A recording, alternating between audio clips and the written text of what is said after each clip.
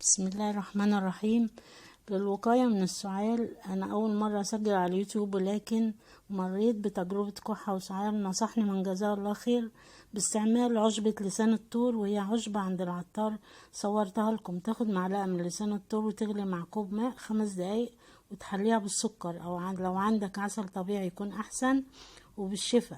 كل يوم كوب مساء قبل النوم، ولا أريد منكم سوى الدعاء. جزانا الله وجزاكم كل خير.